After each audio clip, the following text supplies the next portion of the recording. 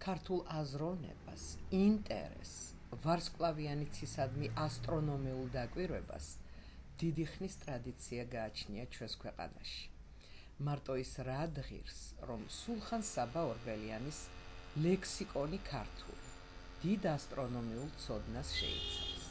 კერძოდ, ცის განმარტებაში ნათქვამია, მოგიტანთ ადგილს ამ ლექსიკონიდან. ცა არს გარეშემცველი ყოველთა დაბადებულთა და შექმნილთა ნივთიერთა. ცისა რომელიმე ოთხთა კავშირთაგან იტყვიან შემზადებასა. ქვეყანა რგვალი და გარეშეცული ჰაერისაგან, ხოლო ჰაერი გარეშეცული ეთერისა მიერ და ეთერი მთოვარის ცისა მიერ, რომელსა სახელ ედების ჭირანო და მერმე ερμის ცა, რომელსა ეწოდების ცორანო და მერმე აფროდიტეს ცა, რომელსა ეწოდების მელტარო, მერმე მზის ცა, რომელსა ეწოდების კოჭიმელი, მერმე არის არიას ცა, რომელსა ეწოდების ჭიმჭიმელი, მერმე დიას ცა, რომელსა ეწოდების კიმკიმელი, მერმე კრონოსის ცა, არბასტრო,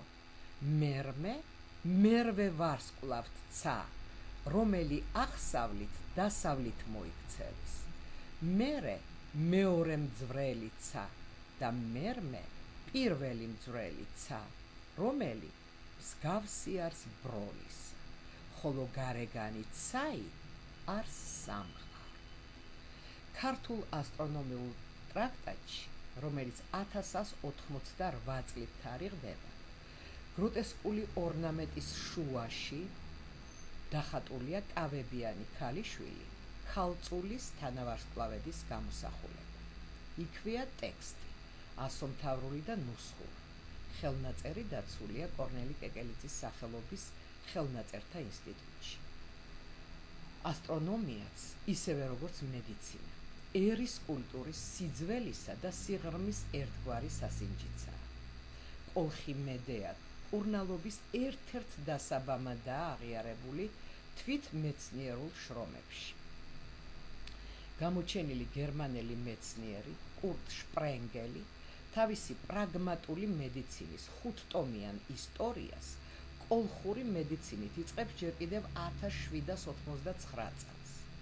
ასევე სასახელოა ქართული კოსმოლოგიური აზროვნებისა და ასტრონომიული ტერმინოლოგიის სიძველე, რომელიც წერილობით შემონახული ძეგლების მიღმა იფარება შორეულ წარსულში. მითები, ლეგენდები, სიმღერები ციურ მნათობთა და მოვლენათა საკუთარი სახელწოდებანი საქართველოში. შუა და ახლო აღმოსავლეთში ცნობილი იყო კალენდარული ტრაქტატი, რომელიც 959 წელს დაუწერია იოანე ქართველს, ეფრემ მცირესა და არსენ იყალთოელს, ვაჩეს ძეს, გელათის აკადემიის პირველ რექტორს მე-11-მე-12 საუკუნეში უთარგმნიათ მერვე საუკუნის დიდი ბერძენის საეკლესიო მოღვაწის, პოეტისა და მოაზროვნის იოანე დამასკელის ცოდნის წყარო, რითაც სულხან საბას სარგებლობდა.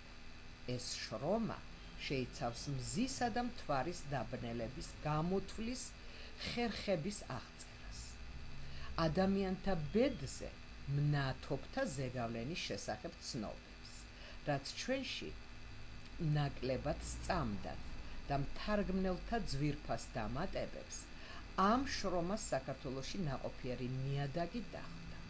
მისი არაერთგზის თარგმნის ფაქტიც ამაზე მეტყველებს. ხელნაწერი დაცულია კორნელი კეკელიძის სახელობის ხელნაწერთა ინსტიტუტში. ივანე ჯავახიშვილის გამოკვლევით კვირის დღეების მაშინდელ ქართულ სახელწოდებებს ფესვები შორეულ წარსულ ეპოქაში აქვს დადგმული.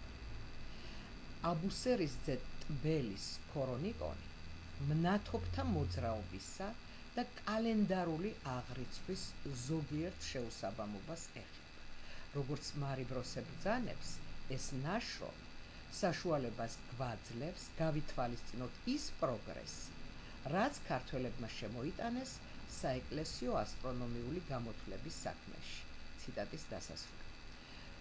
პირველი ობსერვატორია საქართველოში, თბილისში, დაარსდა მე-8 საუკუნეში, ხოლო 1106 წელს დავით აღმაშენებელმა გელათის აკადემიასთან ობსერვატორიაც ააგო.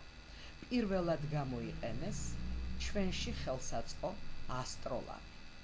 ვახტანგ მე-6-ე განაახლა ერის ძნელბედობით შენელებული ასტრონომიული აზროვნების ძველი პროცესი.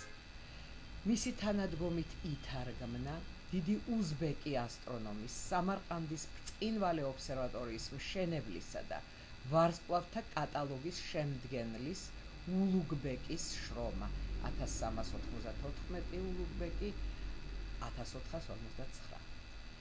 მე-12 საუკუნის მნიშვნელოვანი მეცნიერული ძეგლია ეტლთა და შვიდთა მნათობთა დღის. ცნობილი ასტროლოგიური თხზულება, რომელიც მეცნიერულად გამოსცა აკაკი შანიძემ 1975 წელს. იგი შეიცავს 3 ნაწილს: საეტლოს, ციურ ეტლთა შესახებ, სამთვარიოს, მოძღვრებას მთვარის ამოსვლა ჩასვლაზე და მოძღვრებას 7 მნათობის შესახებ: მზე, მთვარე და 5 ცდოვილი. საკმაოდ რთულ ასტროლოგიურ ცხრილს. თხზულება თარგმნილი ჩანს და ვარსკვლავთ მისნობის მოძღვრებას გვაცნობს, მაგრამ მთავარი ეს როდია. მთავარია ამ უნიკალური ძეგლის ისტორიული ღირებულება, ლექსიკა, ტერმინოლოგია, რაც ძირითადად შეესაბამება მე-10 საუკუნის ფსალმუნის ძველი რედაქციის ეტლთა სახელებს: ვერძი მარტი, კუროი აპრილი, ტყუბი მაისი, კირჩხიბი ივნისი, ლომი ივლისი, ქალწული აგვისტო, სასწორი სექტემბერი, ღრიანკალი ოქტომბერი, შვილდოსანი ნოემბერი, თხის რქაი დეკემბერი, წყლის საქანელი იანვარი, თევზი თებერვალი.